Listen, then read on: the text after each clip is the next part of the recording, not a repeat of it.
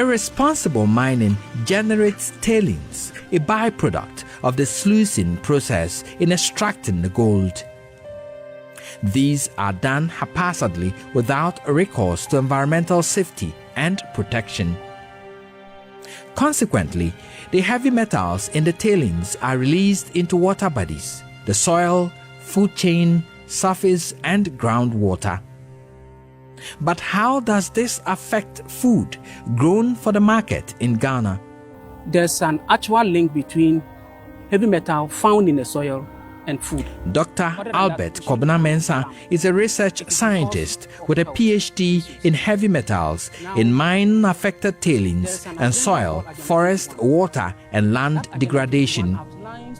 His work involved the testing and studying of heavy metal contamination of soil in the Takwa and Prestia areas of the western region. I checked heavy metal in the soil that they are using to grow plantain, cassava, that they are using to grow cocoa, and other subsistence farming practices that have been. Now, a champon could absorb higher concentrations of arsenic, lead, titanium, and copper into the roots and into the stem and into the leaves. And mind you, these are plants that are used as medicinal plants in many of these mining areas. And the people over there are not even aware of that, even though they are using for medicinal purpose, but they end up contaminating themselves.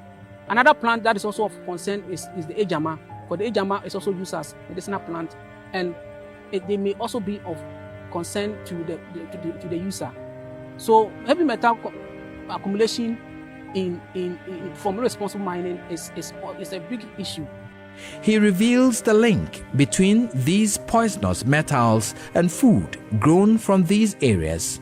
I collected samples from Obuasi, areas that are contaminated with arsenic, with cadmium, with lead and copper, and we cultivated the soil in a pot, in a greenhouse. In fact, there were alarming concentrations of heavy metal that were accumulated in the lettuce.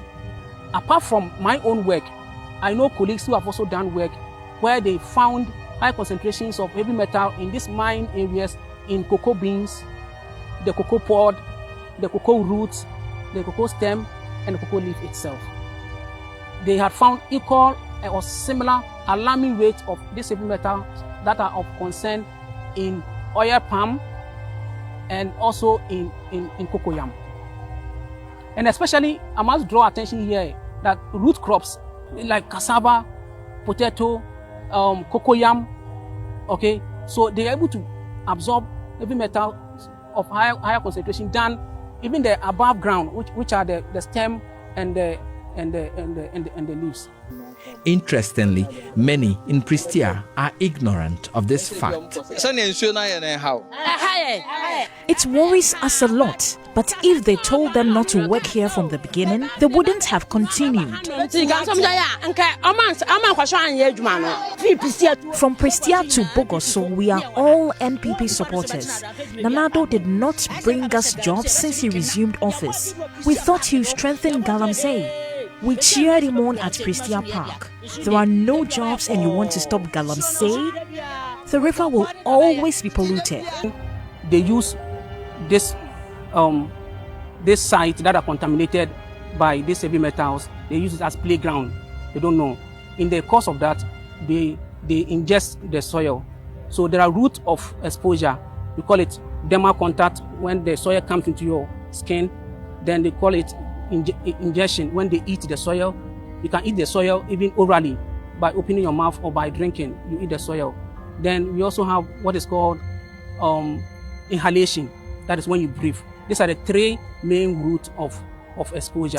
Uncontrolled, irresponsible mining across the country presents a health risk to children. The Pediatric Society of Ghana is concerned. Dr. Anthony Enemil is an infectious disease specialist, a senior lecturer, KNUST, and a Konfanoche Teaching Hospital lead for the Pediatric Society of Ghana. Children are coming, and I can say some of these things from reported evidence from our sister colleagues, like pathologists. They do procedures, children die, and sometimes, depending on the community you come from, let's know that there is evidence, you can trace.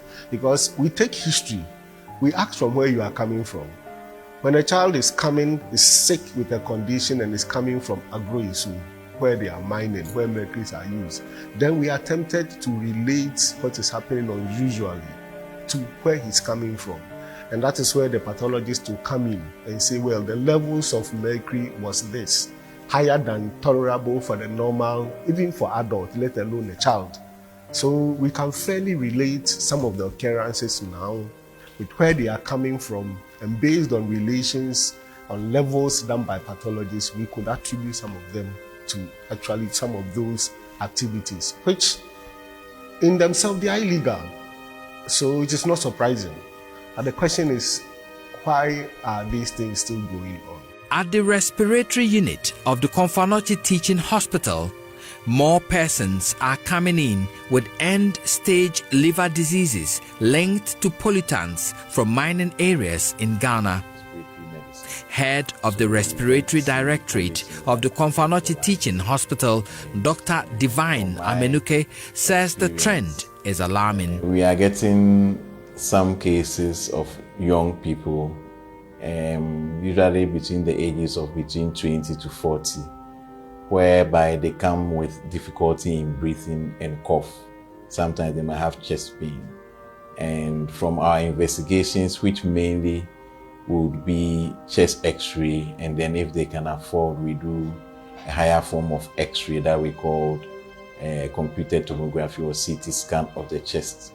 We find that they have extensive damage to their lungs. And when we go into their history of what kind of job they do, they tend to be people who come from communities that are involved in illegal mining. It makes my heart bleed. Being a healthcare professional, supposed to take care of people who are ill and then do the best that we can. But we know that as much as we try as doctors or healthcare professionals, we cannot treat everything. We have conditions that we are able to cure. Some of them we are able to manage because you can't treat it. So in those circumstances, prevention is better than cure. And the type that we are talking about in terms of the lung damage from illegal mining is the irreversible type that you can only manage and you can't treat. Almost all of the country's major rivers and streams are being polluted. Across the country, they flow like a plague, filled with contaminants from active mining along water bodies and at their sources inside forests. We went back this year to gauge the situation on major rivers captured in our first documentary, Distraction for Gold. At communities like Bena, Boya, and Samreboy in the western region, we saw active mining along the Tano River with residue directed into the major river source. These Chinese miners have disregarded the government's buffer zone policy, which recommends 100 meters away from a major water body, directing and turning this river into a washing base for mining. This is purely illegal. There is no buffer between the Tano River and what they are doing. In the Ashanti region, the Ofin has become the bedrock of irresponsible mining. Water polluting Shamfan machines sit endlessly on it at Abesua, Beposo, Abompe, and other towns within the Achumampunua district. At Abompe, a small farming community in the district, the deafening sound of Shamfan machines could be heard at the edge of the town. A number of Shamfan machines sit on the river Ofin, turning the sediments of the river inside out in search of gold. Others form a conclave on a nearby hill, contaminating the lifeless river with a waterfall of muddy residue. The river Ofin serves no purpose for the people who live along its flow path. These farmers at Abesua number 1 are incensed at the constant pollution of the river, which is denying them a life of farming. I can't water the crops with this, even though it's close to me. I purchase water from a mechanized borehole in town. If you plant okra here, it doesn't grow well. Where do you get clean water to water them? We are drinking poison. You can't work with water from the river. You have to fetch water from your house, else you won't get water for your farm. We used to fetch this water for washing and drinking. We use it for everything, for peasant farming and in irrigating our cocoa farms. Now they have polluted the water. We don't have any source of water. Look at this. We can't do anything with this. You can't have foreigners coming to do this work here without the consent of the elders. I believe the elders are complicit in what is happening.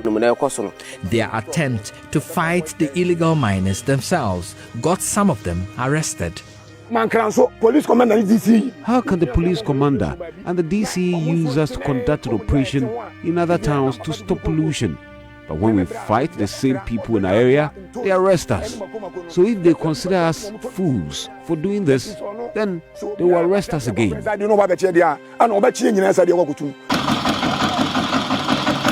river Enuru was used to serve the farming needs of communities like Achiase, Ofuase, and Bumfa in the Dwabin municipality of the Ashanti region is now a poisonous flowing polluted source constantly plagued by illegal miners.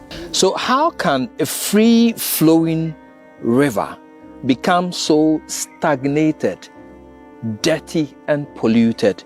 A worried former MP for Asante South and board chair of the Middle Belt Development Authority, Alex Kweku-Kranche, has tried unsuccessfully to mobilize support in stopping the pollution.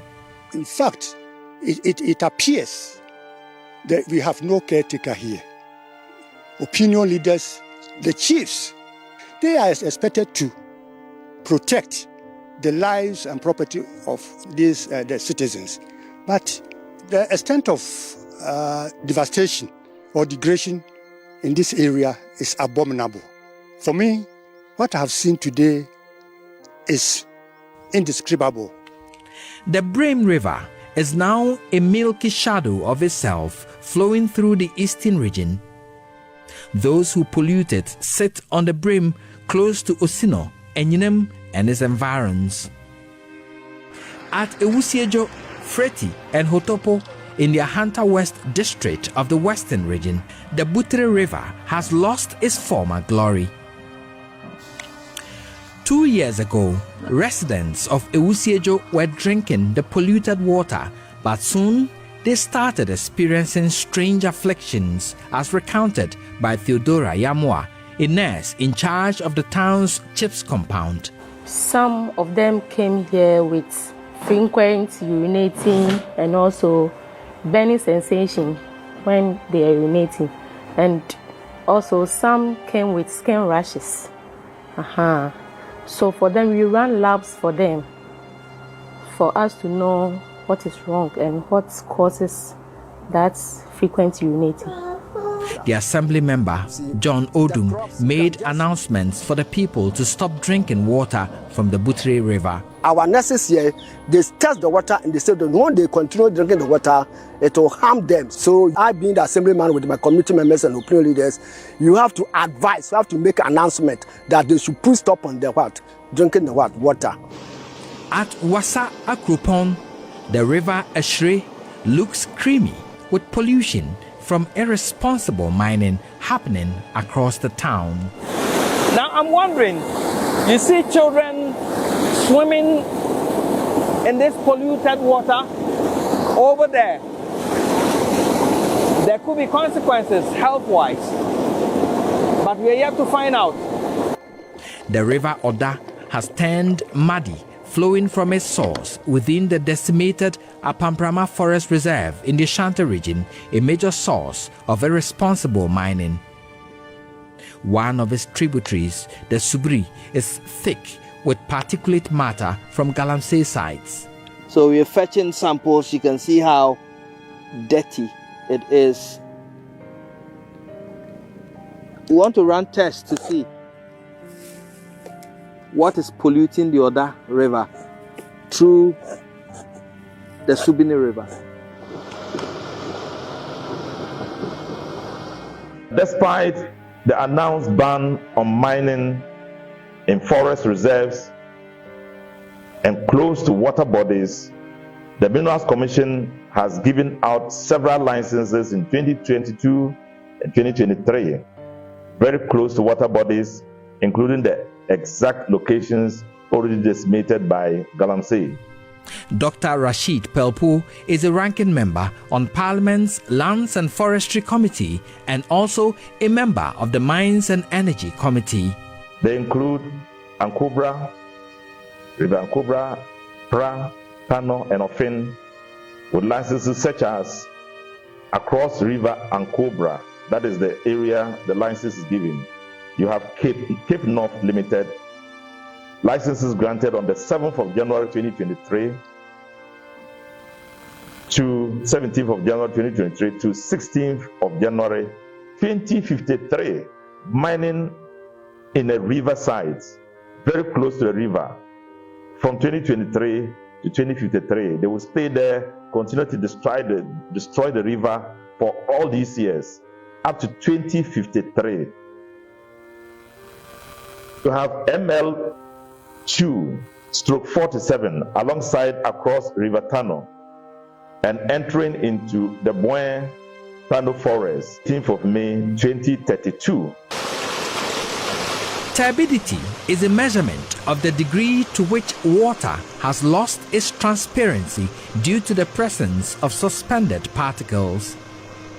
The acceptable turbidity value for drinking water is 5 nephelometric turbidity unit (NTU), while values of 80 to 150 NTU are acceptable for other water uses as appropriate. The 2023 turbidity values released by the Ghana Water Resources Commission show a disturbing situation for some water bodies across the country. The River Brim recorded 4,340 NTU at Akimoda and 1,296 NTU at the Osino catch points. The Ofin River at Dunkwao source point measured 684 and 1,440 NTU at Adiemra. The River Bia recorded 1,059 NTU at Dadiaso. The Butre River measured 482 NTU at Ewusiejo. The River Tano measured 519 at Elubo. The Pra River measured 3,940 NTU at Chifu Praso and 3,540 NTU at Dabuase in the western region. River Ankobra topped the list as the most polluted per the 2023 turbidity data released by the Water Resources Commission. It measured 8,500 NTU at the Pristia source point.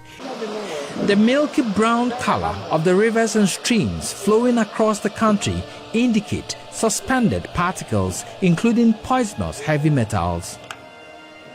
We fetched samples from the Tano, Brim, Butre, Ofin, Anuru, Ankobra, Pra, and other polluted sources of water to be tested for heavy metals at the Sheath Laboratory of the KNUST's Chemistry Department. Dr. Eugene Ansah received the samples for testing. Thank you very much.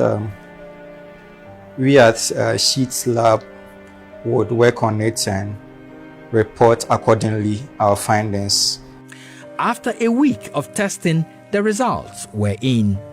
For standard's sake, we use the World Health Organization standards. The World Health Organization pegs the acceptable standard for arsenic at 0.0050 milligrams per liter, while the US and Ghana pegs it at 0.010 milligram per liter. The Oda, Brim, Pra, Ankobra, Enuru, Ofin, Ashre, Butre, Subri, and Tano registered between 0.216 and 0.444 milligrams per liter, which is 0.434 milligrams higher than acceptable levels. This is 20.6 to 55.6% higher than acceptable levels in water using the American and Ghanaian standards.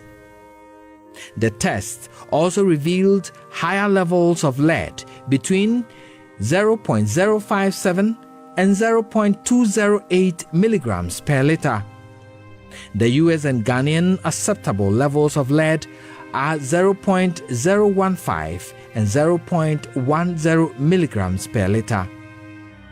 The river Subri, which joins the Oda in the Apamprama Forest Reserve, was the only water body with registered 0.13 milligram per liter of cadmium, 0.008 higher than acceptable levels.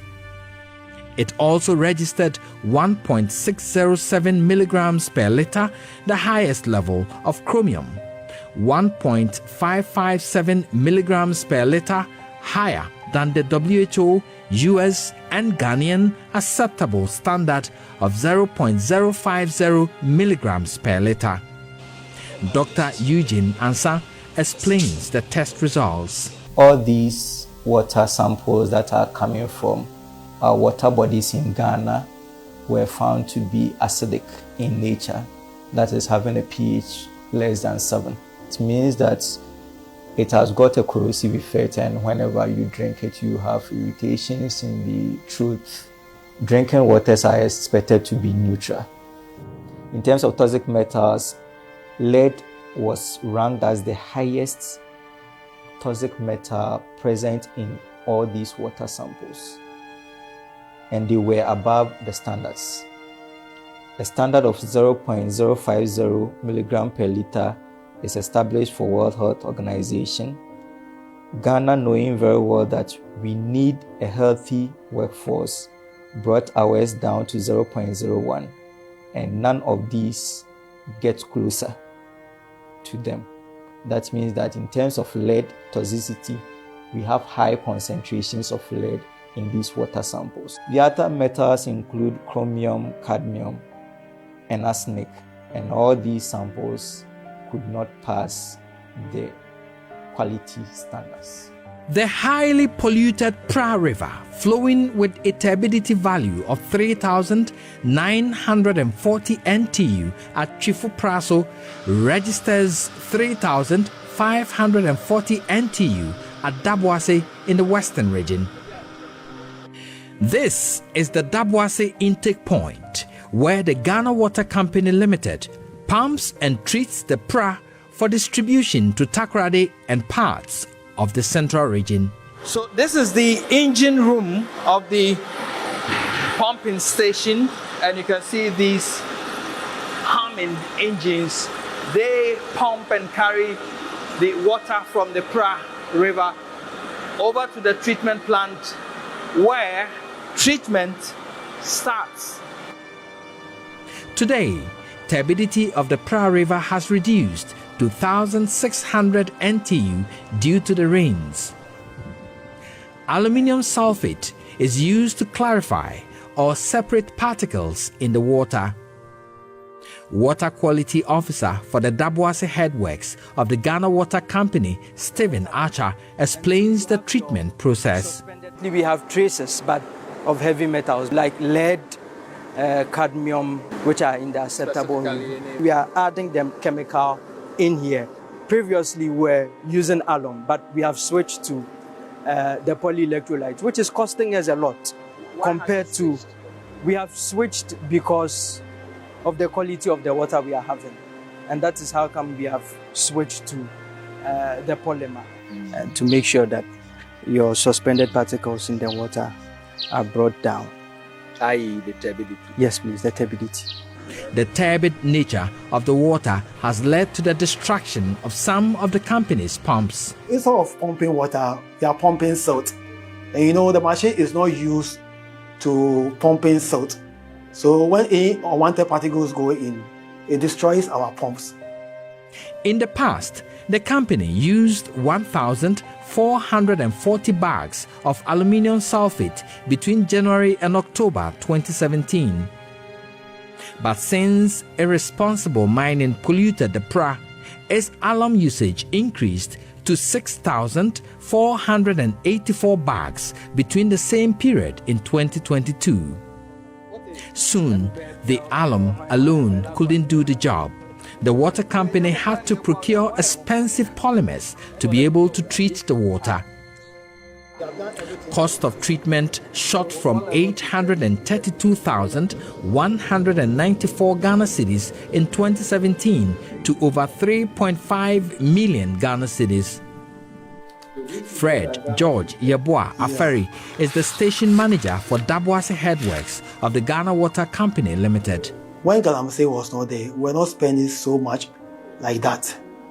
Aside that, turbidity levels have gone high. It also increased color levels of the raw water. And we need, in so doing, you need to spend more chemicals to treat the water that you send to your consumers at the final stage. So you could see that the rate, from year 2017 to currently 2022, we've quadrupled the amount of money we spent in treating water. Our greatest danger is that, one, we will not get funds to purchase chemicals. And if we don't get funds to purchase chemicals, we cannot do treatment. We need to shut down. When we shut down, people will go back to their old ways by fetching water that is not treated. And in so doing, more others will come in, for which we are not happy about. So to reach a stage, we cannot treat, we have to import water, which is not good for the country.